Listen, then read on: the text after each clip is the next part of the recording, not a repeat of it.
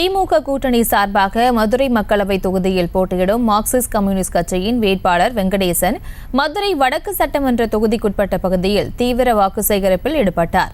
இதுகுறித்த கூடுதல் விவரங்களோடு இணைகிறார் எமது செய்தியாளர் நவநீத கிருஷ்ணன். வணக்கம். மேலும் விவரம்.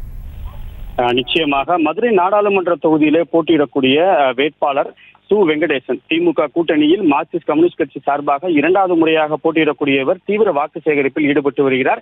கடந்த 2 நாட்களாக மத்திய தொகுதியிலே வாக்கு சேகரிப்பில் ஈடுபட்ட அவர் இன்று மதுரை வடக்கு தொகுதி மாவட்ட செயலாளர் தளபதி அவருடைய தலைமையில் தொடர்ந்து ஜம்புராபுரம், கோரிப்பாளையம், செல்லூர் மார்க்கெட் உள்ளிட்ட பகுதிகளில் தீவிர வாக்குகள் சேகரிப்பில் ஈடுபட்டு வருகிறார். வாக்குகள் சேகரிப்பின் போது தமிழக அரசுடைய சாதனைகளாக இருக்கக்கூடிய பள்ளி மாணவர்களுக்குரிய காலை உணவு திட்டம், மதுரையில் இருக்கக்கூடிய கலைஞர் நூற்றாண்டு நூலகம், கீழடியில் இருக்கக்கூடிய கலைஞர் அருங்காட்சியகம் உள்ளிட்ட தமிழக அரசின் சாதனைகளை விளக்கும் வண்ணமாக தொடர்ந்து வாகனத்தில் இருந்தவாறே தேர்தல் பிரச்சாரத்தில் ஈடுபட்டு வருகிறார். தொடர்ந்து ஒவ்வொரு பகுதியாக மக்களை சந்தித்து அவருடைய சின்னமான அரிவாள் சுற்றி நட்சத்திரத்திற்கு வாக்குகள் சேகரிப்பில் ஈடுபட்டு வருவது குறிப்பிடத்தக்கது. குறிப்பாக 2வது முறையாக திமுகவுடைய கூட்டணி வேட்பாளராக மார்க்சிஸ்ட் கம்யூனிஸ்ட் கட்சி சார்பில் வெங்கடேசன் அவர்கள் தீவிர வாக்கு சேகரிப்பில் ஈடுபட்டு வருவது குறிப்பிடத்தக்கது.